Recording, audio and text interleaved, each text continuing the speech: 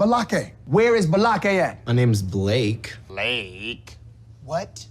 Do you want to go to war, Balake? I'm for real. Ron. Ron is present. Thank you for joining me, everyone, and welcome back to the channel. Guys, things are really heating up in Clearwater between Scientology and the city officials. David Miscavige is in the process of trying to schedule secret one-on-one meetings with 4 of the 5 city council members regarding some, land swap shenanigans that Miscavige is trying to con the city of Clearwater into cooperating with. However, Clearwater City Council member Mark Bunker delivered a flying people's elbow directly to David Miscavige. In this week's Clearwater City Council meeting, Councilmember Bunker published a 3-minute video to his channel that I'm going to share with you, but here's the quick setup. For decades now, Scientology has been obstructing and sabotaging efforts to develop downtown Clearwater in a way that would attract non-Scientologists. Now, the elections that just occurred a couple weeks ago, there was an item on the referendum for the voters to approve a massive multi-use commercial residential development project guaranteed to bring non-Scientologists downtown. Miscavige was secretly behind the scenes telling all of his members to fight this, to oppose it, to vote no on it, but he wasn't being honest about this with anyone at the city, and that is sort of the setup for what you're about to hear. So let's jump right into it. So before the vote on the Bluff properties, Scientology's leader David Miscavige said he was non-committal on yes for Clearwater, or asking other folks to vote yes. And now that the votes are tallied, it appears that the only precinct in the city that voted more no than yes is the one district that's heavily packed with Scientology Sea Org members. That may be a coincidence, or it may be a reminder that David Miscavige's goals are not the same as the city's. Yeah, we need to deal with the fact that Miscavige orchestrated the secret purchase of much of the downtown to use as leverage to get what he wants. I understand that some sort of land swap will likely come before us soon, and we'll all weigh the benefits of whatever deal is offered. But I continue to urge that Miscavige needs to come through first with actions before we give him any reward. Now, the exciting news is that Miscavige plans to meet with every one of us on the council to personally lay out his plans for the downtown. And that's likely to be a rehash of what he presented back in 2017 when the council said no thanks. I'm sorry. Did I say he was meeting with everybody? Oh no, he's not meeting with me. He's meeting with everybody on the council except me. Miscavige is too frightened to sit in a room with me. The same way he's frightened to come here to the podium and do a presentation for the public.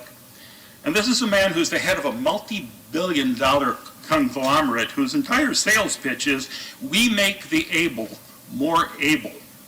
Where costly classes in auditing promises to raise you from Homo sapien to Homo novus, new man, according to L. Ron Hubbard.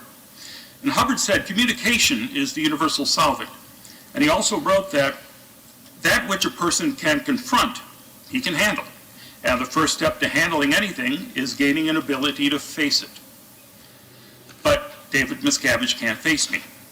As the leader at the top of this enterprise delivering 100% standard tech, he is admitting that the tech does not work, at least for him. He can't confront me. Now, I'm not afraid to sit down and talk to Miscavige, but he won't speak to anyone who understands how the organization is run and what type of leader he really is.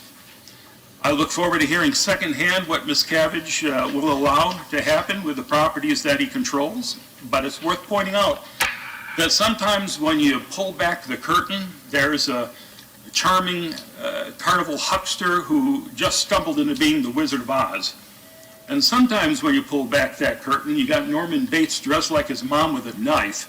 And I want to remind us that Miscavige has stabbed us in the back already several times.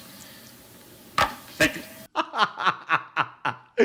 Oh, he compared Miscavige to both the Wizard of Oz and Norman Bates. That was pretty spectacular. Unfortunately for the city of Clearwater, Councilmember Mark Bunker is pretty much the only one on the council who doesn't have his head firmly planted up his butt on the subject of Scientology.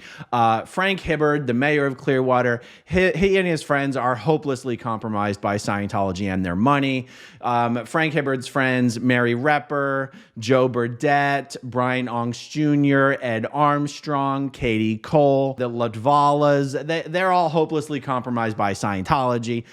Council member Lena Teixeira, she's the first council member in the history of Clearwater to win her election because of Scientology support. Mayor Hibbard's first campaign for mayor was literally run by Scientology's lobbyist. Scientology's new lobbyist is one of Mayor Hibbard's closest friends and a major contributor to his campaign, et cetera, et cetera, et cetera. So I'm not holding my breath for the city of Clearwater to stand up to Scientology.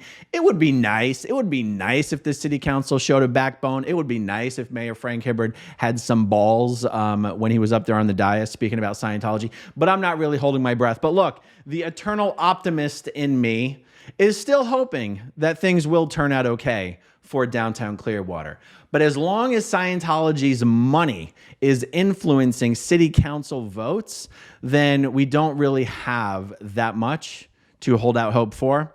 But I hold out hope anyway. All right, everyone, that is all I have. Thank you for watching and listening. Thank you to everyone who watches until the very end, and I'll talk to you soon. Okay, if you want to see my rock and roll songs, click right on this guitar. And if you want to see a different one of my videos,